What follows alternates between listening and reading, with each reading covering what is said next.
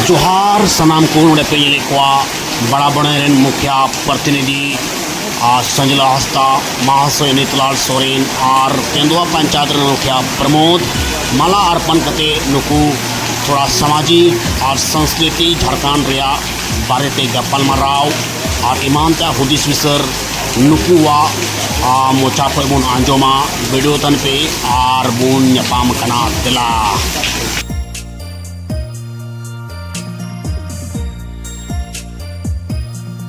देशवासियों का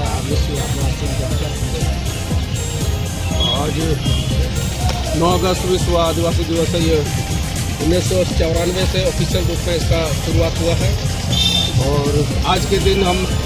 इस देश के तमाम आदिवासी मूलवासी और साथ ही तमाम लोगों को मैं अपने तरफ से अपने जितने हम लोग क्षेत्र के आदिवासी समाज है की तरफ से हम मुबारकबाद देना चाहेंगे। सरकार से कुछ मांग भी रखते हैं आज के दिन सरकार से मांग तो बहुत सारी है, लेकिन सरकार से मैं अपनी सरकार से क्षेत्रीय यहाँ पर जो राज्य सरकार से या हमारे जो केंद्र सरकार है, क्योंकि ये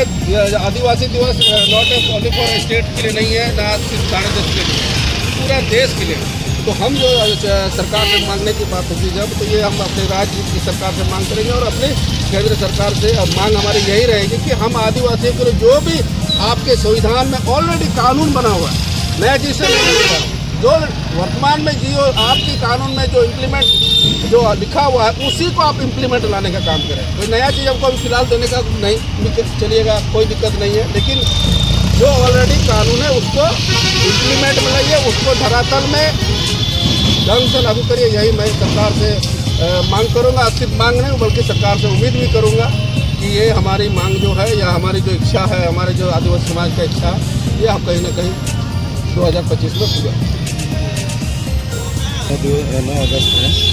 तो पूरे अंतर्राष्ट्रीय स्तर पर ये विश्व आदिवासी दिवस मनाया जाता है, लेकिन आदिवासी समाज पूरे हाशिए पर है।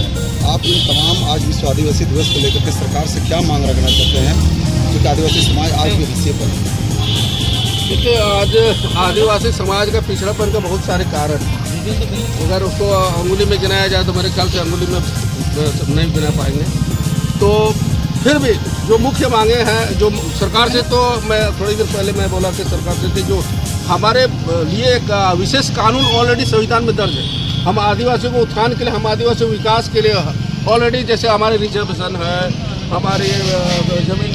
जायदाद बचाने के लिए कानून SPTCT जैसे कानून पड़ा हुआ है। शेड्यूल 5 के अंतर्गत बहुत सारी प्रावधान है। हमारी कस्टमरी लॉ को संविधान में अधिकार दिया गया है जहाँ पे लोग अपने से छोटी मोटी समस्या को समाधान कर सकते हैं। ये बहुत सारी है, लेकिन कहीं ना कहीं इसको इम्प्लीमेंट में अभी तक नहीं गया, धरातल में उसको अभी तक लागू नहीं किया गया। लागू का मतलब कहने का मतलब उसको एक्शन मोड में नहीं ले गया।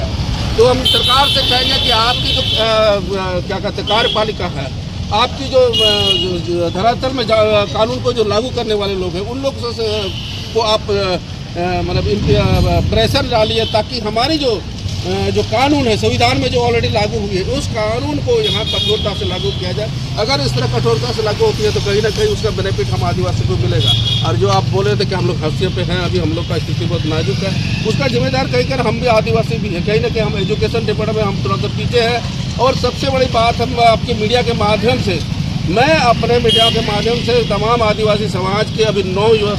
जो है या अभी वर्तमान में जो हमारे लड़का लड़के, उन लोग से आग्रह करूँगा कि वो वाणिज्य व्यापार यानी कि उस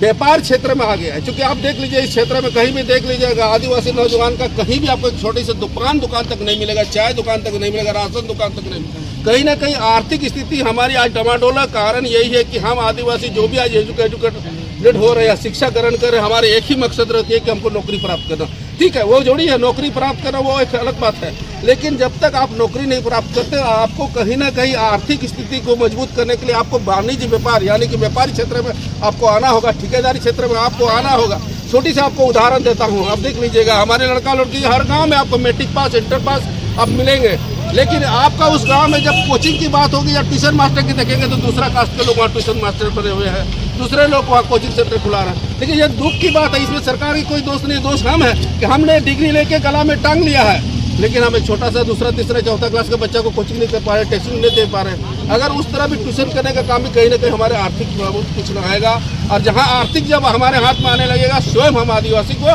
और रास्ता नजर आएगा और विकास करने का हम लोग को कुछ न कुछ नजर आएगा। लेकिन कहीं ना कहीं यही एक तो हम लोग का भी थोड़ा डीमेरिट है। लेकिन आज हम 9 अगस्त विश्व आदिवासी दिवस में यही सब चिंतन